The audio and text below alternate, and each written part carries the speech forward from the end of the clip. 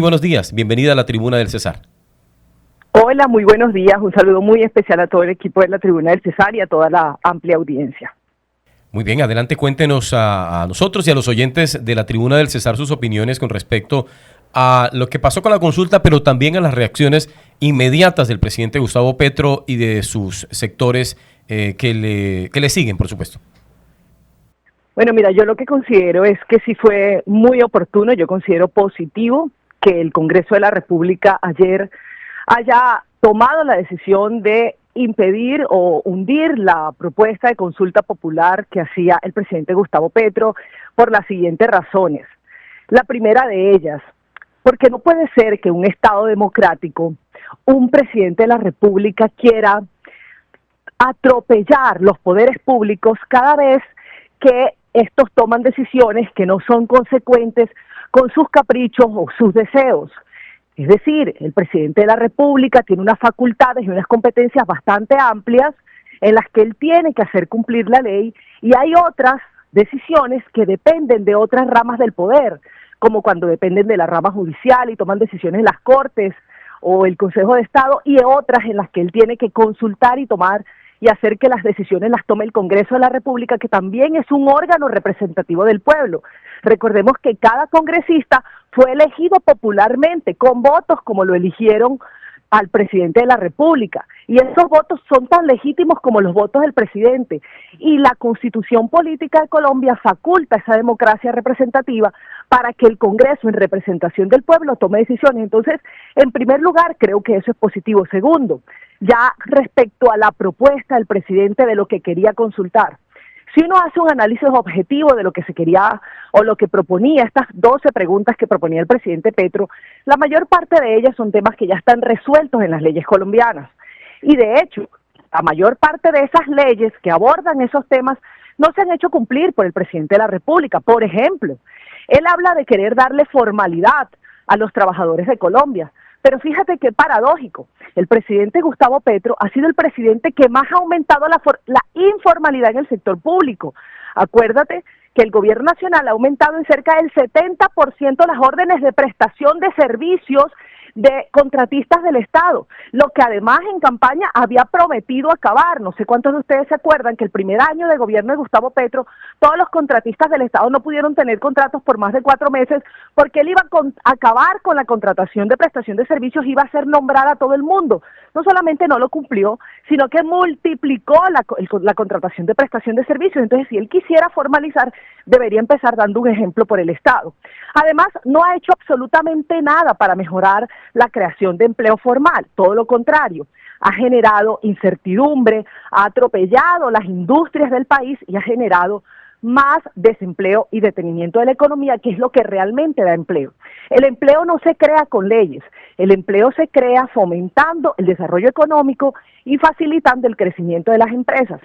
Esta consulta popular podía atentar contra miles de empleos y dificultar al mismo tiempo que los informales, que son la mayoría de los trabajadores del país. Por ejemplo, en el caso del Cesar, más del 60% de las personas que se ocupan, que trabajan en algo, lo hacen en la informalidad. Es decir, a esos informales estas propuestas populistas de Petro no les servían, porque están enfocadas en el que ya tiene un empleo, al que proponía aumentarles ostensiblemente los recargos. Pero eso no solamente dificultaba que las empresas sostuvieran esos empleos, sino que impedía que los que no tienen y quieren conseguir un empleo formal lo consiguieran. Entonces estos comentarios para dar de fondo frente a las preguntas. Y un último argumento. Hombre, ¿cómo aceptar que el presidente de la República, que dice que no hay plata para nada, no hay plata para financiar la UPC en el sistema de salud, que lo tiene en caos, no hay plata para financiar el ICETEX, no hay plata para los subsidios de vivienda, no hay plata para el programa Estado Joven, que también era un programa para practicantes en el Estado, no hay plata para nada, pero sí hay plata para meterle más de 750.000 millones de pesos a una consulta, insisto, populista, que en realidad lo único que buscaba era darle oxígeno político a su proyecto de gobierno de cara a las elecciones del 26. 750.000 millones de pesos para que él se pusiera en campaña política, para oxigenarse, porque tiene un gobierno sin resultados, un gobierno, un país en caos con miles de escándalos de corrupción, y este sería la plata de los colombianos usada por el gobierno nacional para ponerse en campaña política, al tiempo que encubre sus escándalos y se moviliza de cara a las elecciones del 26. Entonces, con todos esos argumentos, yo creo que fue la mejor decisión por parte del Congreso de la República. Diputada Claudia Margarita Zuleta, teniendo en cuenta su experiencia en la Asamblea del Departamento del Cesar y lo que uno ve a nivel nacional a la distancia de todo lo que ocurre, ¿cuál cree que es el camino a seguir? Porque hay una polarización de los dos frentes, tanto de gobierno, oposición, y en el medio está el pueblo, al final, que termina siendo o afectado o beneficiado de las decisiones que se tomen en altas instancias. El camino a seguir, creo yo, tiene que ser el respeto al orden constitucional de este país, que respeta al presidente de la República. El camino tiene que seguir un gobierno que tome mesura, que entienda, porque acuérdate, aquí está, yo no uso el término polarización, porque yo creo que aquí lo que hay es una gran fragmentación. Ojalá hubiesen dos polos, pero realmente hay fragmentos de la sociedad, y tienes toda la razón. Hoy la ciudadanía desesperanzada, con todos estos conflictos sociales, con la inseguridad desbordada, con los conflictos sociales derivados de esa inseguridad, la ciudadanía estamos esperando un gobierno que aterrice, que se serene, deje de atacar las instituciones y se ponga a gobernar. El presidente todavía tiene 1 año y medio para cumplir tantas promesas de campaña que no ha podido cumplir. Voy a colocar un ejemplo muy valeroso que además tiene que ver con el tema de la consulta. El presidente de la República prometió en campaña que iba a dar algo así, no es el término correcto, pero él lo usa, un bono pensional a todos los adultos mayores, que hoy reciben alrededor de 80.000 pesos, y él prometió subirlo inicialmente a 500.000, luego que a 230.000 pesos. Eso no solamente no lo ha cumplido, sino que en la ley que aprobó la reforma pensional, que está aprobada en el Congreso, esa reforma pensional sí se la aprobó el Congreso, incluyó una cosa que se llama el pilar solidario, en el cual se supone iba a cumplir con esa promesa de campaña. No lo ha hecho, y fíjate lo paradójico. Acaba de presentar el Ministerio de Hacienda un argumento en el que dice que no tiene cómo financiar el pilar solidario, es decir, no hay plata para pagar ese bono pensional. Entonces yo me pregunto, ¿para qué el presidente Gustavo Petro incluye una pregunta de si usted quiere o no que los adultos mayores reciban un bono pensional, si él mismo está diciendo a través de su Ministerio de Hacienda que eso que ya se le había aprobado en la reforma pensional no tiene plata como financiarlo? Entonces fíjate tú cómo es la prueba fehaciente de que no quiere sino usar un discurso de manipulación del pueblo que disfraza con el lenguaje de los derechos, porque es que el lenguaje de los derechos es muy atractivo, es muy atrayente, es muy populista, lo disfraza, pero realmente es generando una estrategia de caos y desorden institucional, porque cree que en el estallido social violento, es en el que él se puede elegir. Entonces, el camino tiene que ser un gobierno que repose, que serene, que entienda que todavía tiene 1 año y medio para cumplirle a sus electores, y que se ponga a cumplir esas promesas de campaña como esta, por ejemplo, que he mencionado, y tantas otras. Por ejemplo, a cumplir con la promesa de acabar con el ELN, por ejemplo, a cumplir con la promesa de ayudar a los campesinos, que lo sigue instrumentalizando, mientras el Ministerio de Agricultura ha tenido el menor presupuesto de ejecución de toda la historia de los últimos gobiernos en este país, y ni se diga de lo que ha pasado con las promesas a los jóvenes, de más cupos universitarios, acabó con el programa de subsidios de renta joven. Es decir, un gobierno que se serene y se ponga a gobernar este tiempo que le falta para que le cumpla a sus electores. Diputada, finalmente, desde China, el presidente de la República reaccionó en forma inmediata a la decisión del Senado de hundir la consulta popular. Y el presidente hace un nuevo llamado a las calles, invita a las centrales obreras, a los movimientos campesinos, a los indígenas, para reunirse en la plaza pública y definir cuáles son los pasos a seguir. Es decir, está anunciando nuevas marchas, nuevas convocatorias. No sabemos con qué finalidad, porque pues hay un trámite institucional. Si ya el Congreso Congreso de la República se pronunció, pues entendemos, como usted decía al inicio, que las instituciones, los poderes son independientes el uno del otro y un poder puede decirle al otro no, válidamente, y esa decisión debe ser respetada. Ese llamado al presidente, ¿usted cómo lo califica y qué podría, digamos, agudizar esa fragmentación de la que usted habla o esa polarización que algunos entienden en este país que vive momentos turbulentos? Para mí, el llamado del presidente Petro es una incitación a la violencia, irresponsable, desmedida, desconsiderada con el pueblo colombiano. Como decía Jimmy, en un momento tan difícil de la sociedad que quiere soluciones, el presidente no hace sino llamar a la violencia.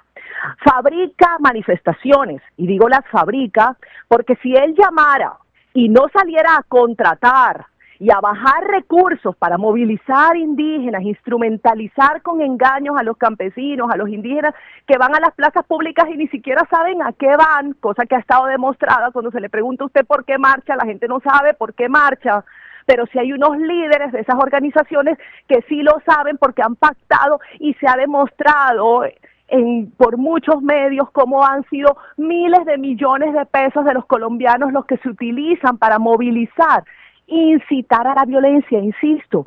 Lo ha dicho el presidente además con claridad, porque va a fabricar un nuevo estallido social, porque él entendió que el estallido social del 2021 le sirvió para elegirse y ese estallido lo quiere volver a fabricar para reelegirse o para reelegir su proyecto, para darle continuidad a su proyecto político.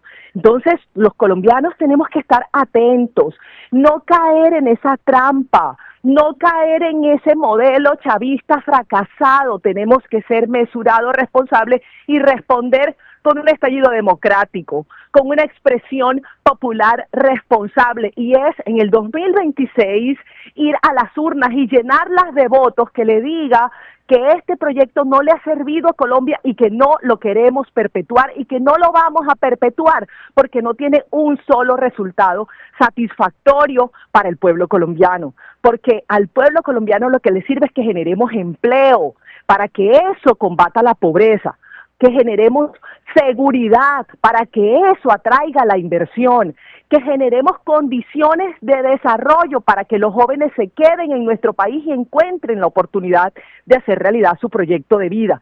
El caos, la inseguridad, la violencia, este fenómeno que él genera cada vez que convoca a la violencia, no generan sino inestabilidad, incertidumbre, inseguridad y dificulta el desarrollo de nuestro país. Entonces, me parece eso, incitación a la violencia, y los colombianos no deberíamos responder a esa invitación, sino actuar con mesura y entender que esto lo debemos responder es con democracia en las urnas en el 2026. Pues diputada, muchísimas gracias por atender esta comunicación con Radio Guatapurí, muy amable. Muchísimas gracias a ustedes. Muy bien, son las 6:48 minutos. Varias cosas, varios temas, varios tópicos con respecto al tema, dijo Claudia Margarita Zuleta, pero Andrés, no sé si usted la notó, que de cierta manera lo que ha dicho la diputada Claudia Margarita Zuleta es que no hay un solo aspecto de la propuesta del presidente Gustavo Petro, ni de las reacciones después de lo del Congreso, que realmente le convengan a la ciudadanía colombiana. Mi querido Andrés, mire, la diputada tocó varios temas, pero los tocó de manera organizada. Lo primero es el tema del contenido de la consulta popular. Ella tiene razón porque muchas personas que han analizado el contenido de las 12 preguntas que se le quería plantear al pueblo colombiano muestran que hay una duplicidad, que gran parte de esas preguntas ya están dentro del marco normativo colombiano, dentro de las leyes laborales. Eso mucho está allí y serían redundantes. Eso hay varios análisis que muestran eso. Pero además, un tema adicional, la diputada no lo menciona, pero que en nuestros segmentos económicos con José Antonio Larrazábal hemos hecho énfasis en que la reforma laboral que se negó en la Comisión Séptima del Senado y que ahora se quiere hacer aprobar a través de la consulta popular, estaba enfocada únicamente a reforzar la estabilidad laboral de los empleados, de formales, de los que tienen un empleo formal, contrato de trabajo, afiliación a seguridad social. Pero olvida que la mayoría de los empleados en Colombia, de los trabajadores en Colombia, son informales, porque Colombia, la informalidad es mayor que la formalidad. Más del 60% de la clase trabajadora en Colombia es informal, es decir, personas que viven del rebusque, que no están afiliadas a seguridad social, no tienen protección social, y por eso, digamos, muchos dicen, oiga, esta reforma está mal enfocada. Solamente hay un punto en el cual el presidente de la República sí tiene razón, y lo hemos dicho varias veces, y en eso sí lo apoyamos, es el tema del horario, que Colombia, cuando se reformó la ley laboral en el gobierno de Uribe, cometió el error de extender la jornada laboral hasta las 9 de la noche, es decir, perdón, la laboral diurna. Eso es un contrasentido cuando en este país oscurece a las 6 de la tarde porque estamos en el trópico. En ese sentido, ese es el único punto que sí tiene razón la propuesta del gobierno, pero de resto, mucho de ello está ya contemplado en nuestras normas laborales, y lo más importante, está orientada a reforzar la estabilidad de los privilegiados. ¿Cuáles son los privilegiados? Nosotros, los que tenemos un contrato laboral formal, que tenemos la protección del Estado porque tenemos seguridad social, salud, pensión, ARL, caja de compensación familiar.